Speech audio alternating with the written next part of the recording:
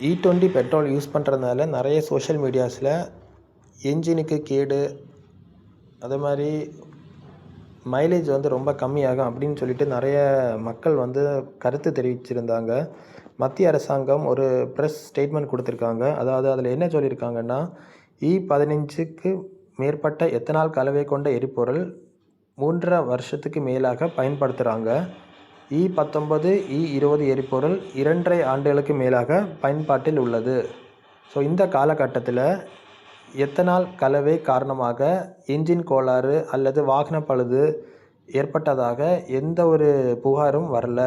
Ethanol கலவை உண்மையில் என்ஜின்கள் அல்லது எரிபொருள் அமைப்புகளில் முறையான சேதத்தை ஏற்படுத்தியிருந்தால் அதனால் பெருமளவிலான வாரண்டி கோரிக்கைகள், உற்பத்தியாளர்களின் சேவை நடவடிக்கைகள் மற்றும் பரவலான நுகர்வோர் புகார்கள் ஏற்பட்டிருக்கும். ஆனால் அவ்வாறான எதுவும் இதுவரை பதிவாகவில்லை.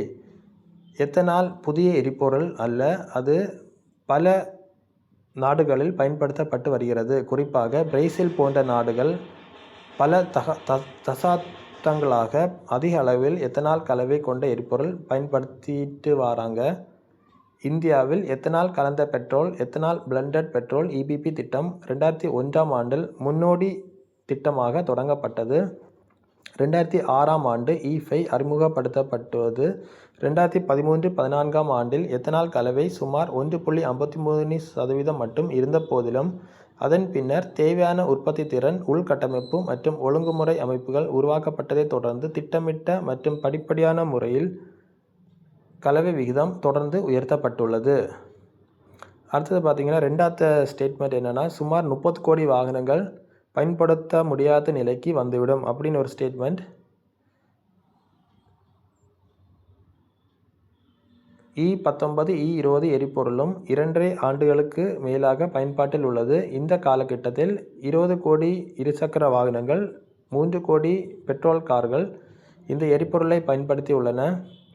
இருந்த போதிலும் எத்தனால் கலவை காரணமாக பரவலான என்ஜின் கோளாறு அல்லது வாகன செயலிழப்பு ஏற்பட்டதாக எந்த ஒரு புகாரும் வரவில்லை.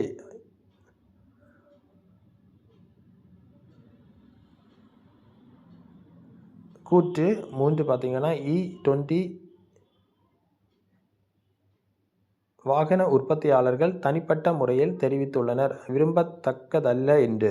ஓகேவா? அதாவது E20 பெட்ரோல் விரும்பத்தக்கதல்ல என்று வாகன உற்பத்தியாளர்கள் தனிப்பட்ட முறையில் தெரிவித்துள்ளனர். 2020 ஜூலை 4 அன்று பெட்ரோலியம் மற்றும் இயற்கை எரிவாயு அமைச்சகம், தொழிலாளர்கள் அமைச்சகம் மற்றும் சாலை போக்குவரத்து மற்றும் தொழிற்சாலைகள் அமைச்சகம் இணைந்து ஒரு கூட்டு செய்தியாளர் சந்திப்பு, அதில் Toyota Kirloskar, Maruti Suzuki, Hero MotoCorp, Hyundai Motor Corp, TVS motor company மற்றும் பஜாஜ் ஆட்டோ நிறுவனங்கள் 3 நிர்வாகிகள், எல்லாத்துலேயுமே 3 நிர்வாகிகள் E20 குறித்து எழுதப்பட்ட சந்தேகங்களுக்கு விளக்கம் அளித்திருக்காங்க. அதில் டொயோட்டா கிர்லோஸ்கர் என்ன சொல்லியிருக்காருன்னா, பழைய வாகனங்களிலும் கடுமையான சோதனைகள் மேற்கொள்ளப்பட்ட பிறகே E20 அறிமுகப்படுத்தப்பட்டுள்ளது. எத்தனால் என்பது ஒரு அளவில் தசாப்தங்களாக பயன்படுத்தப்பட்டு வரும் சுத்தமான உயர்திறன் கொண்ட எரிபொருள் என்றும் அவர் தெரிவிச்சிருக்காரு. மாருதி சுசுகி நுகர்வோருக்கு நம்பிக்கை அறிக்கை வழங்கியுள்ளது.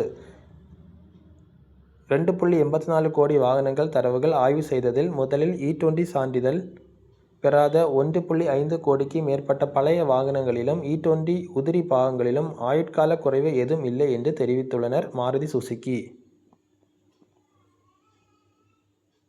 கூற்று 4 பார்த்திங்கன்னா, பழைய வாகனங்கள் ஆபத்தில் உள்ளன அப்படின்னு சொல்லிட்டு ஒரு ஸ்டேட்மெண்ட்.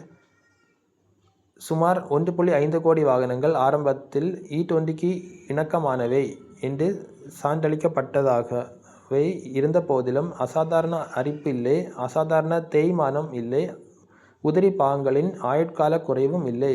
இவை எதுவும் E20 எரிபொருளால் ஏற்பட்டதாக கண்டறியப்படவில்லை. கூற்று 5, மைலேஜ் கடுமையாக குறையும்.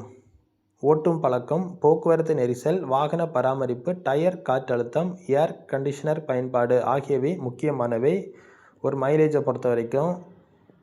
E10க்காக வடிவமைக்கப்பட்ட சில பழைய வாகனங்களில் எரிபொருள் சிக்கனம் சுமார் 3 முதல் 5% மட்டுமே குறைக்கக்கூடும். தற்போது சமூக ஊடகங்களில் பரப்பப்படும் மிகைப்படுத்தப்பட்ட எண்ணிக்கைகள் உண்மை அல்ல. அதே நேரத்தில் E20 வழங்கும் நன்மைகள் பார்த்தீங்கன்னா அதிக ஆக்டேன் மதிப்பு, சிறந்த நாக் எதிர்ப்பு, சுத்தமான எரிப்பு, மென்மையான என்ஜின் பயன்பாடு, சிறந்த முடுக்கம் மற்றும் சவாரி அனுபவம்.